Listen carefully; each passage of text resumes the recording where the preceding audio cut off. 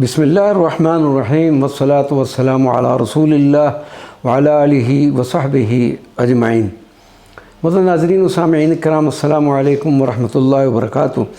سرکار مدینہ صلی اللہ علیہ وسلم کی حبشیوں سے محبت، سرکار مدینہ صلی اللہ علیہ وسلم کی شفقت و محبت صرف حضرت نجاشی اور سرزمین حبشہ تک ہی محدود نہ تھی، بلکہ آپ صلی اللہ علیہ وسلم کی یہ محبت پوری بلالی دنیا یعنی پورے بر اعظم افریقہ کا احاطہ کی ہوئی تھی۔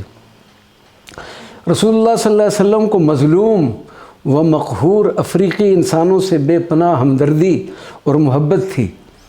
آپ کے دل میں یہ محبت آپ صلی اللہ علیہ وسلم کی حبشی رضائی والدہ حضرت ام ایمن کے پیار سے پیدا ہوئی تھی اور مکہ کے ستائے ہوئے اور پسے ہوئے حبشیوں سے ملی تھی۔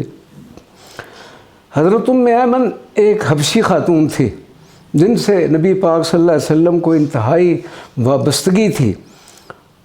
آپ رضی اللہ عنہ سرکار دو عالم صلی اللہ علیہ وسلم کے جد امجد حضرت عبد المطلب کی غلامہ تھی۔ نبی اکرم صلی اللہ علیہ وسلم کی ولادت کے وقت حضرت ام ایمن حضرت بی بی آمنہ رضی اللہ عنہ کے ساتھ ہی تھیں۔ ام ایمن کو حضور صلی اللہ علیہ وسلم کو دودھ پلانے کا شرف حاصل ہے۔ رسول اللہ صلی اللہ علیہ وسلم نے ام ایمن کو ماں کے بابرکت الفاظ سے یاد فرمایا۔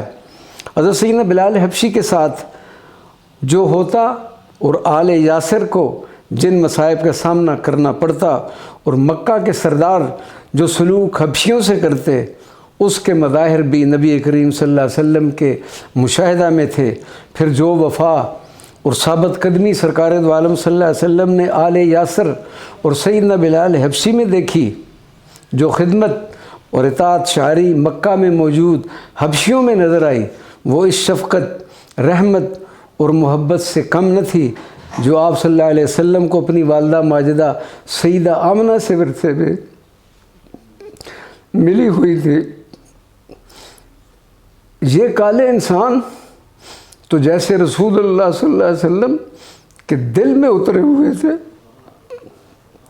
حضرت سیدنا بلال حبشی کو عربی اچھی طرح سے نہیں آتی تھی، مگر آپ رضی اللہ تعالیٰ عنہ چاہتے تھے کہ وہ بھی حضرت حسان رضی اللہ تعالیٰ عنہ کی طرح رسول اللہ صلی اللہ علیہ وسلم کی اشعار میں مدح سرائی کریں۔ ایک دن حضرت حسان سے حضرت بلال حبشی نے کہا کہ میں اپنی حبشی زبان میں رسول اللہ کی مدح سرائی میں ایک شعر کہا ہے، آپ برائے مہربانی اسے عربی میں کر دیں۔ اب یہ حبشی زبان سنیں۔ سیدنا بلال حبشی نے کہا، ارے برا کر کرا، ارے برا کر کرا، کرا کر کری من تندرا۔ یہ حبشی ہے۔